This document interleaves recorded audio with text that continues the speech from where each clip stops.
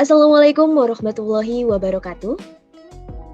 Pada kesempatan kali ini, kami dari kelompok 5 akan membahas mengenai media dan sumber pembelajaran. Adapun video pembelajaran ini dibuat untuk memenuhi tugas mata kuliah Teknik Informasi dan Komunikasi yang diampu oleh Bapak Ahmad Muhtadin, Sarjana Pendidikan Magister Pendidikan.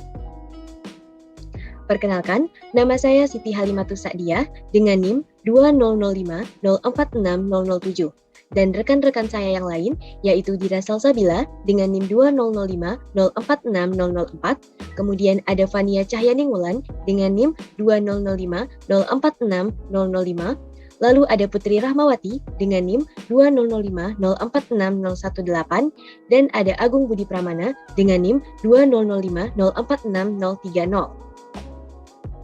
Baik, sebelum kita masuk ke submateri inti, saya akan menjelaskan terlebih dahulu latar belakang terkait media dan sumber pembelajaran.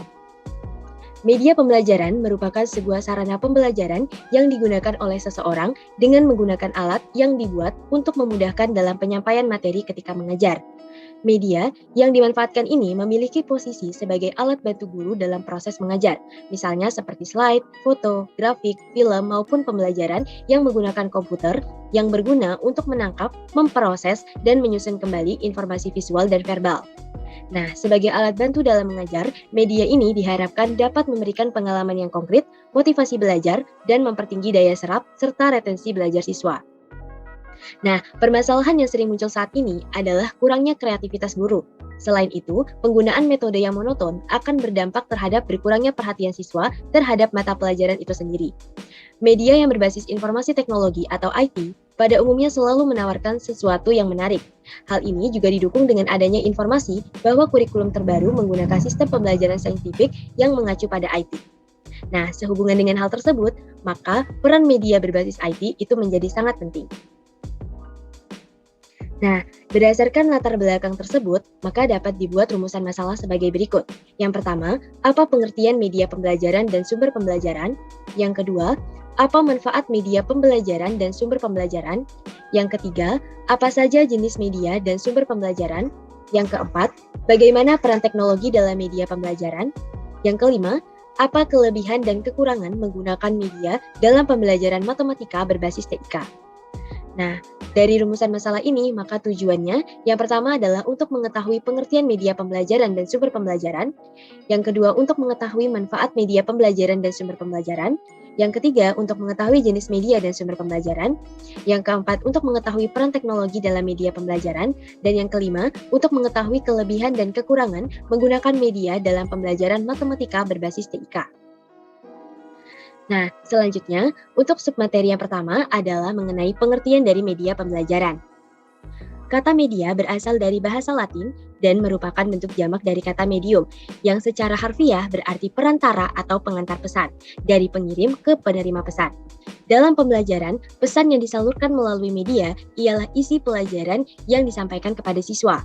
Nah, media sebagai alat penyalur pesan itu harus dapat memberikan rangsangan bagi peserta didik agar terjadi proses belajar yang efektif. Dengan demikian, dapat disimpulkan bahwa media pembelajaran adalah segala sesuatu yang dapat menyalurkan pesan, dapat merangsang pikiran, perasaan, dan kemauan peserta didik sehingga dapat mendorong terciptanya proses belajar pada diri peserta didik. Kemudian, untuk sumber pembelajaran sendiri, itu pada hakikatnya memiliki cakupan yang lebih luas. Nah, jadi sumber pembelajaran ini dapat berupa pesan, orang, bahan, alat, teknik, dan latar atau lingkungan. Nah, sumber pembelajaran adalah segala sesuatu yang dapat mendukung proses belajar sehingga memberikan perubahan yang positif. Peranan sumber belajar seperti guru, dosen, buku, film, majalah, laboratorium, peristiwa, dan sebagainya itu memungkinkan individu berubah dari yang tidak tahu menjadi tahu, dari yang tidak mengerti menjadi mengerti, dari yang tidak terampil menjadi terampil, dan menjadikan individu dapat membedakan mana yang baik dan mana yang tidak baik.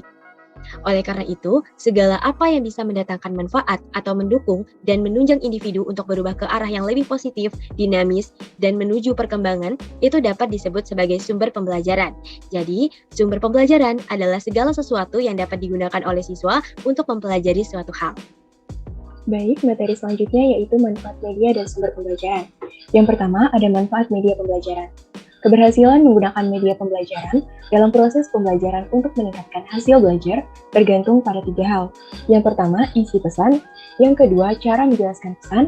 Dan yang ketiga, karakteristik penerima pesan. Adapun beberapa manfaat dari penggunaan media pembelajaran di bidang pendidikan diantaranya, yang pertama, penyampaian materi pembelajaran dapat diseragamkan. Penafsiran yang berbeda antar tenaga pendidik dapat dihindari dan dapat mengurangi terjadinya kesenjangan informasi di antara peserta didik dimanapun mereka berada. Yang kedua, proses pembelajaran menjadi lebih jelas dan menarik. Dengan menampilkan informasi melalui suara, gambar, gerakan, dan warna baik itu secara alami maupun manipulasi. Kemudian, yang ketiga, proses pembelajaran menjadi lebih interaktif karena terjadi komunikasi dua arah antara tenaga pendidik dan peserta didik. Kemudian, yang keempat, efisiensi dalam waktu dan tenaga. Tenaga pendidik dapat menjelaskan materi ajaran dengan sekali sajian menggunakan media. Peserta didik akan lebih mudah memahami pembelajaran dengan adanya media pembelajaran ini. Kemudian, yang kelima, meningkatkan kualitas hasil belajar peserta didik. Bila dengan mendengar informasi verbal dari tenaga pendidik, peserta didik kurang memahami, tetapi jika diperkaya dengan kegiatan melihat, menyentuh, merasakan, bahkan mengalami sendiri melalui media ini, maka pemahaman peserta didik itu akan lebih baik. Yang keenam, media memungkinkan proses belajar dapat dilakukan di mana saja dan kapan saja. Sehingga peserta didik dapat melakukan kegiatan belajar dengan lebih leluasa dimanapun dan kapanpun. Kemudian yang ketujuh, media dapat menumbuhkan sikap positif peserta didik terhadap materi dan proses belajar, sehingga mendorong peserta didik untuk mencintai ilmu pengetahuan dan gemar mencari sendiri sumber-sumber ilmu pengetahuan itu. Kemudian yang kedelapan, mengubah peran tenaga pendidik ke arah yang lebih positif dan produktif. Nah, di sini tenaga pendidik dapat berbagi peran dengan media, sehingga banyak memiliki waktu untuk memberikan perhatian pada aspek-aspek edukatif lainnya, misalnya seperti membantu kesulitan belajar peserta didik, terus pembentukan kepribadian, serta memotivasi belajar. Kemudian yang kedua, manfaat sumber pembelajaran. Sumber pembelajaran sebagai komponen penting dalam proses belajar mengajar mempunyai manfaat yang cukup besar. Di antaranya, yang pertama meningkatkan produktivitas pembelajaran dengan mempercepat laju belajar dan membantu guru untuk menggunakan waktu secara lebih baik, serta mengurangi beban guru dalam menyajikan informasi, sehingga dapat lebih banyak membina dan mengembangkan gairah atau minat siswa. Kemudian, yang kedua, memberikan kemungkinan pembelajaran yang sifatnya lebih individual. Nah, dengan mengurangi kontrol guru yang kaku dan tradisional, serta memberikan kesempatan bagi siswa untuk berkembang sesuai dengan kemampuannya. Yang ketiga, memberikan dasar yang lebih ilmiah terhadap pembelajaran. Dengan perancangan program pembelajaran yang lebih sistematis dan pengembangan bahan pengajaran yang dilandasi oleh penelitian. Kemudian yang keempat, lebih memantapkan pembelajaran dengan meningkatkan kemampuan sumber belajar serta penyajian informasi dan bahan yang dilakukan secara lebih konkret.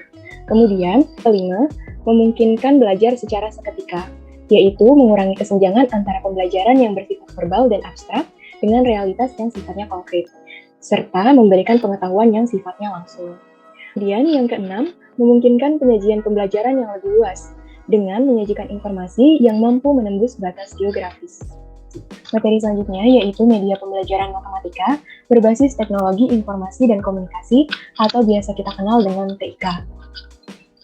Manfaat pertama yaitu materi belajar dikembangkan dan dapat diakses oleh siswa di mana saja, sehingga akses terhadap materi pembelajaran berkualitas tinggi dari lokasi terpencil. Kemudian yang kedua, arus informasi gratis di dalam dan antar kelompok siswa, sehingga membuka konektivitas antar siswa. Kemudian yang ketiga, jaringan teknologi informasi dan komunikasi atau kita kenal dengan TIK memungkinkan interaksi antar siswa dengan guru dan pengembangan program pembelajaran. Kemudian yang keempat, penggunaan jaringan guru dan penasihat untuk menyusun proses dan distribusi ide-ide dan bahan untuk khalayak yang lebih luas. Kemudian yang kelima, sistem interaktif dapat menghasilkan data formatif pada kemajuan pembelajaran dan menghubungkan ke pembelajaran adaptif yang sesuai dengan kebutuhan siswa. Kemudian, yang keenam, penilaian dan sertifikasi dapat dilaksanakan secara online dengan kemungkinan untuk mengurangi biaya, meningkatkan keamanan, dan standarisasi tugas penilaian. Kemudian, yang ketujuh, sistem manajemen keuangan, administrasi, dan sumber daya dapat menggunakan data yang dihasilkan TIK di berbagai tingkat analisis untuk meningkatkan pelayanan. Yang kedelapan, siswa dari lokasi yang berbeda dapat belajar dan berbagi sumber belajar secara bersama-sama, sehingga ini memungkinkan terjadinya kolaborasi antar siswa. Kemudian yang kesembilan, guru dari tempat yang berbeda dan dengan perspektif yang bervariasi dapat berbagi pengalaman dan bersama-sama mengembangkan sumber-sumber belajar, sehingga juga akan terjadi kolaborasi antar guru atau tenaga pendidik. Sekian dari saya, materi selanjutnya akan dijelaskan oleh Saudara Agung Budi Pramana. Kita lanjutkan, kita masuk ke materi media dan sumber pembelajaran. Nah, di sini yang pertama kita masuk ke dalam jenis media pembelajaran. Jadi dari setiap media pembelajaran itu memiliki kemampuan masing-masing. Nah, maka oleh karena itu dari setiap guru itu diharapkan dapat menentukan pilihannya sendiri sesuai dengan kebutuhan dalam proses pembelajarannya. Nah, di sini Jarama mengelompokkan media pembelajaran berdasarkan jenisnya itu ke dalam beberapa jenis. Nah, yang pertama yaitu media visual, kemudian ada media auditif, kemudian ada media audiovisual. Nah, dari ketiga ini kan media visual ini. Nah, media ini berfungsi untuk menyalurkan pesan dari sumber ke penerima pesan. Nah, pesan yang disampaikan ini dituangkan ke dalam simbol-simbol komunikasi visual. Fungsi umum dari penggunaan media grafis media visual ini diantaranya untuk menarik perhatian, memperjelas ide, mengilustrasikan atau mengilustrasi fakta yang mungkin dapat dilupakan atau diabaikan bila tidak divisualkan.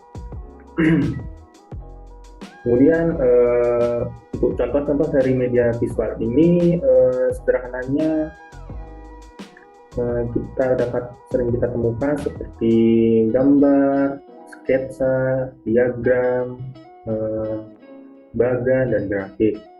Nah, kemudian kita masuk ke media auditif atau media audio ini berbeda dengan media visual tadi. Nah, di sini media audio ini berkaitan dengan indera pendengaran. Nah, pesannya disampaikan itu dituangkan dalam lambang-lambang auditif. Nah, baik verbal maupun non-verbal. Nah, untuk beberapa jenis media audio yang dapat kita manfaatkan untuk pembelajaran, diantaranya yaitu radio dan alat perekam dan sejenisnya. Kemudian untuk yang media audio visual ini, media ini merupakan gabungan atau kombinasi dari media audio dan media visual, atau biasa disebut dengan media pandang dengar. Nah, jika kita mendengar media ini, maka akan setiap lengkap dan optimal penyajian bahan ajar kepada siswa. Nah, selain itu, media ini dalam batas-batas tertentu juga dapat menggantikan peran dan tugas guru. Guru tidak selalu berperan sebagai penyaji materi, tetapi berubah menjadi fasilitator. Nah, dari beberapa media yang telah disebutkan tadi, ada media visual, auditif, dan media audiovisual ini dapat guru gunakan itu, bahkan siswanya juga dapat menggunakannya itu sebagai alat pembantu pembelajaran. Nah, dan juga dapat digunakan siswanya itu untuk belajar sendiri atau bantuan guru. Nah, kemudian kita masuk ke dalam jenis sumber pembelajaran. Di sini ada dua, yaitu sumber pembelajaran yang dirancang dan sumber pembelajaran yang dimanfaatkan. Nah, dari kedua jenis ini dijabarkan atas sumber-sumber pembelajar dapat berbentuk pesan. Untuk pesan ini seperti informasi, bahan ajar. Kemudian untuk yang manusia ini itu guru, instruktur, siswa, ahli, pemasyarakat, dan sebagainya. Kemudian ada bahan. Nah, bahan di sini yaitu buku, grafik, gambar, dan yang dirancang untuk media pembelajaran dan sejenisnya. Kemudian ada alat atau perlengkapan ini, ya perangkat keras, komputer, radio, televisi, papan tulis, listrik, dan sejenisnya. Kemudian ada pendekatan atau metode teknik. Nah, di sini dari pengajar ini menggunakan metode atau teknik apa yang biasanya untuk pembelajaran seperti diskusi, untuk memecahkan suatu masalah,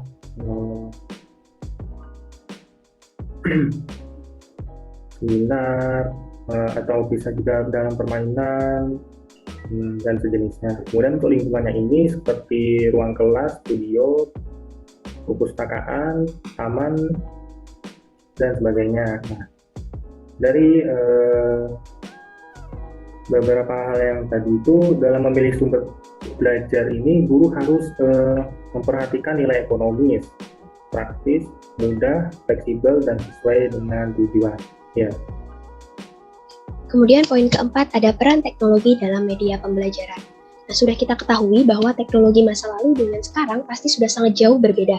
Contohnya, dahulu kita menggunakan mesin ketik. Dulunya mesin ketik sendiri merupakan alat yang paling modern dalam membuat dokumen. Tapi seiring dengan kemajuan teknologi, mesin ketik digantikan oleh komputer yang jauh lebih efisien. Perkembangan teknologi semakin mendorong upaya-upaya pembaruan dalam pemanfaatan hasil-hasil teknologi, utamanya teknologi dalam media pendidikan. Nah, di zaman sekarang, efektivitas proses belajar mengajar sangat dipengaruhi oleh faktor media pembelajaran yang digunakan. Penggunaan media pembelajaran pada tiap satuan pendidikan saat ini sangat dianjurkan bahkan diupayakan untuk ada pada tiap-tiap proses pembelajaran. Salah satu peran teknologi dalam media pembelajaran adalah penggunaan multimedia dalam pembelajaran.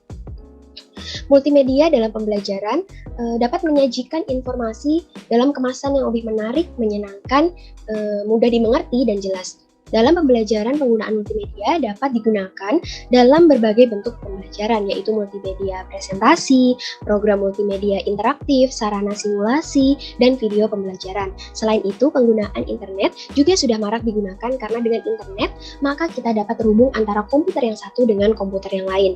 Peserta didik dapat mengakses berbagai macam informasi dan berita secara mudah dan cepat. Pemanfaatan internet dalam media pembelajaran dapat dikondisikan peserta didik untuk belajar secara mandiri karena mudah didapat. Jadi semua materi pelajaran dapat diperoleh melalui internet secara mudah. Nah, kemudian yang diperhatikan oleh pengelola dunia pendidikan mencakup 4 pilar pendidikan UNESCO pada tahun 1996, dikutip oleh Daryanto, yaitu yang pertama ada learning to know, yang kedua ada learning to do, ketiga ada learning to live together, dan yang keempat ada learning to be. Nah, dalam pembelajaran matematika berbasis teknologi, perlu adanya strategi dalam rangka sosialisasi informasi dalam upaya mengembangkan kemampuan pedagogi dan profesional guru melalui pelatihan.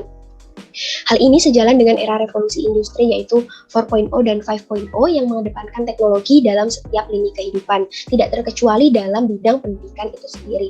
Oleh sebab itu, penggunaan media pembelajaran baik secara fisik berupa alat peraga maupun media TIK dalam pembelajaran matematika perlu dipelajari oleh para guru. Terutama di abad ke-21 ini, penguasaan teknologi informasi dan komunikasi merupakan sebuah keharusan baik menjadi sumber belajar sebagai media belajar maupun menjadi media komunikasi dan kolaborasi.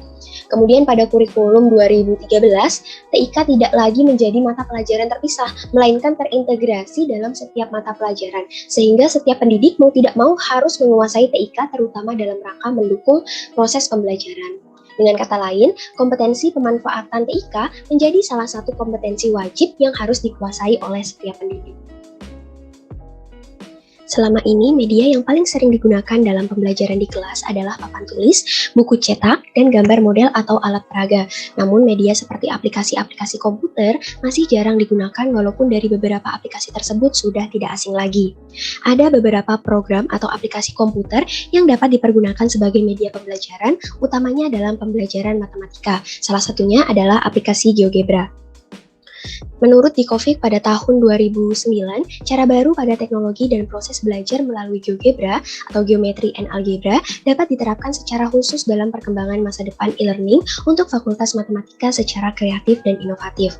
GeoGebra adalah sebuah pilihan yang tepat untuk berbagai macam presentasi dari objek matematika, karena GeoGebra adalah software geometri dinamis yang membantu membentuk titik, garis, dan semua bentuk lengkungan. GeoGebra sendiri merupakan kependekan dari geometri, yaitu geometri, dan algebra, yaitu aljabar.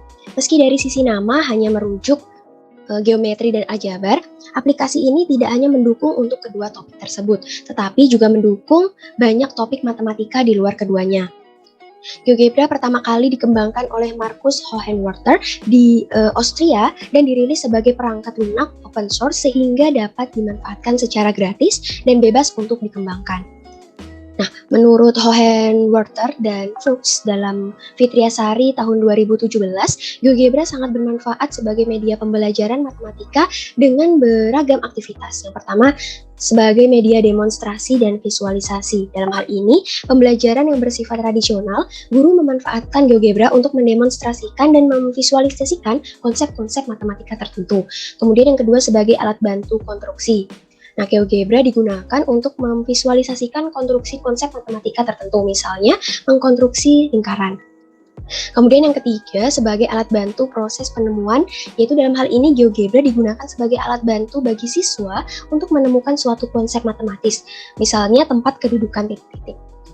Nah, GeoGebra sendiri sangat praktis untuk digunakan dalam pembelajaran karena fitur-fitur dan tampilan yang dimilikinya sangat sederhana dan mudah untuk dipahami dan dipelajari, terutama dalam materi bangun datar, bangun ruang, trigonometri, dan lain-lain. Nah, menu utama dari GeoGebra itu sendiri ada File, Edit, View, Option, Tools, Windows, dan Help. Menu file digunakan untuk membuat, membuka, menyimpan, dan mengekspor file, serta untuk keluar program. Kemudian menu edit digunakan untuk mengedit lukisan, menu view digunakan untuk mengatur tampilan, kemudian menu option digunakan untuk mengatur berbagai fitur tampilan seperti pengaturan ukuran huruf, pengaturan jenis style atau objek-objek geometri, dan sebagainya. Sedangkan menu help menyediakan petunjuk teknis penggunaan program GeoGebra itu sendiri. Adapun jenis tampilan dari aplikasi GeoGebra, yakni ada tampilan aljabar atau algebra view, berfungsi mendeskripsikan objek pada tampilan grafik yang ditampilkan. Kemudian ada tampilan grafik atau graphic view, berfungsi sebagai tempat untuk konstruksi gambar grafik yang ditampilkan atau area kerja. Kemudian yang ketiga ada CAS atau komputer algebra. Nah, CAS ini digunakan untuk melakukan perhitungan aljabar. Beberapa contoh penggunaan aplikasi GeoGebra dalam pembelajaran matematika adalah yang pertama aplikasi GeoGebra tentang pembuatan animasi trigonometri. Nah, pembuatan animasi trigonometri dengan menggunakan aplikasi GeoGebra sangat membantu guru dalam menjelaskan aturan sinus, kosinus, dan tangen. Dengan menggunakan metode ini, siswa juga menjadi lebih aktif dan semangat dalam mengikuti proses pembelajaran matematika. Dengan menggunakan aplikasi GeoGebra, guru dapat menjelaskan animasi trigonometri dengan mengaktifkan animasi hidupnya di dalam aplikasi. Kemudian yang kedua, aplikasi GeoGebra tentang materi bangun ruang. Pembuatan bangun ruang dengan menggunakan aplikasi GeoGebra sangat membantu guru dalam menjelaskan volume bangun ruang. Dengan menggunakan GeoGebra, siswa juga dapat mengamati langsung gambarnya dalam bentuk 3 dimensi, sehingga lebih memudahkan siswa dalam mempelajarinya dan menghitung volume, luas, keliling, dan lain-lain. Dengan menggunakan GeoGebra juga bagi guru juga lebih efektif ketika menyampaikan dan menyajikan materi, karena guru tidak harus lagi membuat gambarnya ulang dengan papan tulis. Kemudian yang ketiga, aplikasi GeoGebra tentang transformasi rotasi, pembuatan transformasi refleksi, dilatasi, translasi, dan rotasi dengan menggunakan aplikasi GeoGebra sangat membantu guru dalam menjelaskan materi tersebut dan dapat melukiskan gambar bayangannya serta mempermudah menentukan luas areanya. Sehingga dengan aplikasi GeoGebra, siswa dapat lebih mudah dalam mempelajari dan memahami materi tersebut. Karena dengan menggunakan aplikasi GeoGebra dapat melatih kemampuan dan kreativitas guru dalam menyajikan materi menjadi lebih menarik dan juga daya imajinasi siswa dapat dilatih dengan baik. Adanya penggunaan aplikasi GeoGebra ini dalam pembelajaran materi matematika diharapkan mampu memotivasi seluruh siswa untuk lebih tertarik belajar matematika dan lebih mudah memahami materi yang bersifat abstrak. Selanjutnya yaitu kelebihan dan kekurangan menggunakan media dalam pembelajaran berbasis TIK, Teknologi Informasi dan Komunikasi. Kelebihan yang pertama yaitu sistem pembelajaran menjadi lebih inovatif, kreatif, dan interaktif. Dengan menggunakan media pembelajaran berbasis TIK, peserta didik diharapkan mampu meningkatkan kekreativitasan untuk mengelola data sendiri, informasi dengan bantuan media pembelajaran berbasis TIK. Ketika kita menggunakan teknologi secara tidak langsung, kita akan meningkatkan pembelajaran kita. Guru akan berkreatif untuk membuat media pembelajaran berbasis TIK, itu misalnya guru membuat PowerPoint ditambah dengan menggunakan animasi. Nah, kan hal tersebut itu akan menarik perhatian para peserta didik untuk mendengarkan penjelasan dari guru. Jadi, yang awalnya dengan metode guru menjelaskan dengan acuan buku, kemudian guru berkreatif untuk membuat media pembelajaran yang lebih menarik, peserta akan merasa tidak jenuh lagi. Jadi mereka akan mendengarkan penjelasan dari guru dan peserta didik dapat memahami materi pelajaran yang disampaikan oleh guru tersebut. Kelebihan yang kedua yaitu menimbulkan nilai positif, kegairahan belajar, rasa senang, dan motivasi selama proses belajar mengajar. Nah, jadi dengan menggunakan media pembelajaran berbasis TIK ini, siswa itu menjadi lebih antusias mengikuti pembelajaran dan pasti karena mereka sudah antusias, jadi mereka akan termotivasi untuk mengikuti pembelajaran dari awal hingga akhir. Nah, kemudian yang ketiga yaitu penggunaan teknologi informatika mampu menyajikan materi matematika yang bersifat abstrak untuk divisualisasikan. Nah, kita tahu ya bahwa materi dari matematika itu bersifat abstrak. Nah, hal ini menjadi materi matematika tidak mudah dipahami oleh kebanyakan siswa. Nah, makanya mereka itu banyak menganggap bahwa matematika itu penuh dengan rumus-rumus dan angka-angka. Nah, maka jadi dalam pikiran mereka tuh bahwa matematika itu sulit. Nah, sehingga sebelum kegiatan pun peserta didik itu sudah kayak nyerah gitu ya, sudah nyerah dan dia sudah tidak mampu menguasai materi pelajaran yang disampaikan. Nah, kan seiring dengan perkembangannya teknologi informasi dan komunikasi, media pembelajaran sekarang ini kian beragam. Jadi, guru itu harus pintar-pintar untuk memilih media yang tepat, sehingga dapat memudahkan siswa untuk memahami materi yang disampaikan. Ada pula salah satu alternatif yang dapat digunakan guru untuk membantu siswa memahami materi dengan memanfaatkan multimedia interaktif. Jadi, multimedia interaktif itu merupakan gabungan gambar, video, animasi, dan suara dalam satu perangkat lunak atau yang disebut software yang memungkinkan pengguna untuk berinteraksi secara langsung. Nah, dengan teknologi multimedia yang menggabungkan beberapa media ini diharapkan dapat mengatasi masalah-masalah dalam proses belajar mengajar, termasuk kesalahan dalam memahami konsep matematika. Kemudian yang keempat yaitu kemudahan dalam proses penyimpanan dan pencarian data. Nah, kemudahan dalam proses penyimpanan dan pencarian data atau fleksibilitas penyimpanan data, di mana di sini kita mengetahui bahwa proses belajar mengajar itu kan ada data yang disimpan dalam bentuk bahan ajar, sumber belajar, dan hasil pembelajarannya. Nah, dengan penyimpanan lebih fleksibel karena penyimpanan kan dijadikan dalam satu perangkat dan itu dapat dibuka dimanapun, kapanpun kita mau buka tuh kan bisa. Selanjutnya adalah kekurangan. Yang pertama, permasalahan dalam pengaturan dan pengoperasian dari fasilitas yang tersedia. Yang kedua, yaitu mahal untuk dimiliki. Kemudian yang ketiga, kesulitan untuk pendidik. Banyak pendidik juga kurang pengetahuan tentang manfaat TIK dalam pendidikan. Nah, jika mereka tidak memiliki pemahaman yang baik tentang manfaat, potensial penggunaan TIK dalam mengajar, mereka mungkin tidak memiliki motivasi untuk mengintegrasikan TIK dengan kegiatan pengajaran. Jadi,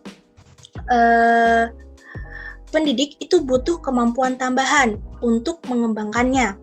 Karena kemampuan yang cukup dalam bidang teknologi sangat dibutuhkan dalam mengembangkan media pembelajaran berbasis teknologi informasi dan komunikasi.